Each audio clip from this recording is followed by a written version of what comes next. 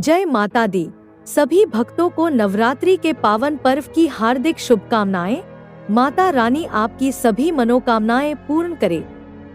नवरात्रि पर देवी माँ की नवमी तिथि पर उपासना का विशेष महत्व होता है। नवमी तिथि के दिन माँ सिद्धिदात्री की पूजा अर्चना की जाती है।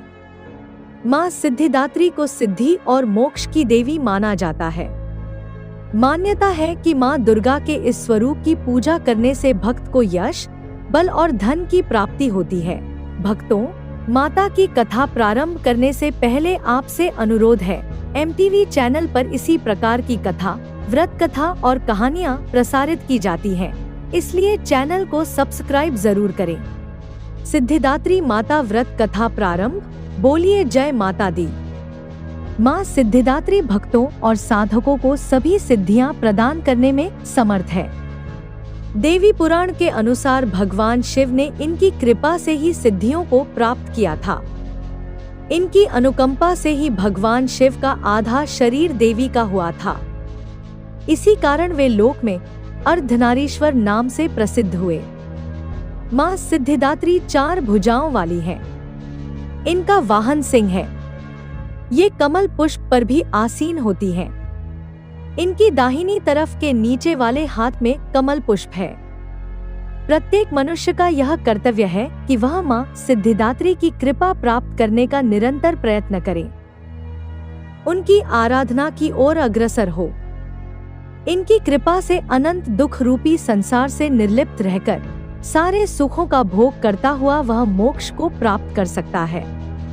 नवदुर्गाओं में माँ सिद्धिदात्री अंतिम है।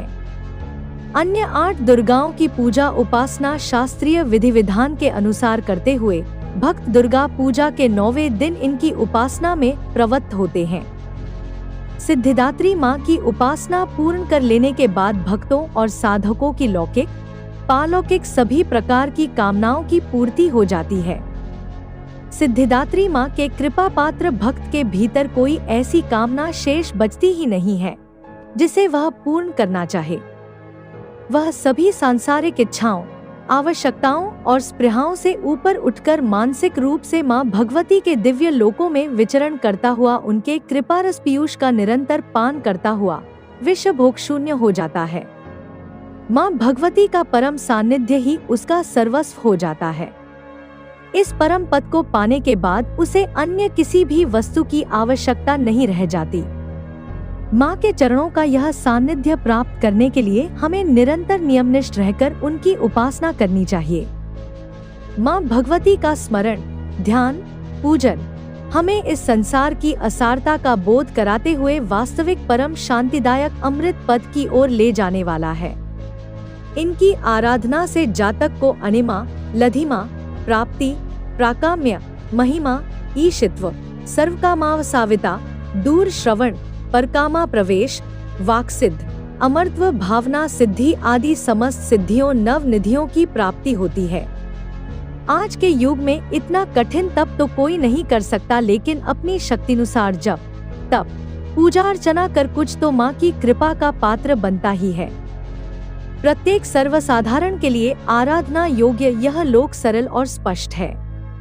माँ जगदम्बे की भक्ति पाने के लिए इसे कंठस्थ कर नवरात्रि में नवमी के दिन इसका जाप करना चाहिए।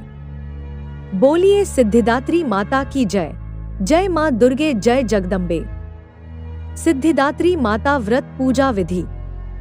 दुर्गा पूजा में इस तिथि को विशेष हवन किया जाता है। यह 9 दुर्गा का आखिरी दिन भी होता है, तो इस दिन माता सिद्धिदात्री के बाद अन्य देवताओं की भी पूजा की जाती है।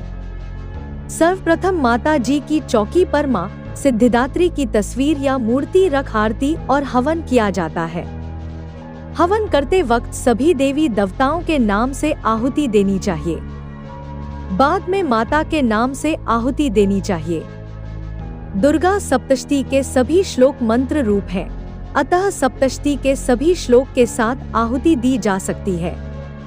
भगवान शंकर और ब्रह्मा जी की पूजा के बाद अंत में आरती करनी चाहिए। हवन में जो भी प्रसाद चढ़ाया जाता है उसे समस्त लोगों में बांटना चाहिए। बोलिए सिद्धिदात्री माता की जय। भक्तों, वीडियो अगर अच्छी लगी हो तो लाइक जरूर करें और कमेंट में जय माता दी अवश्य लिखें। ऐसे ही कथा और कहानियाँ सुनने के लिए MTV चैनल को सब्सक्राइब करना ना भूले। धन्यवाद।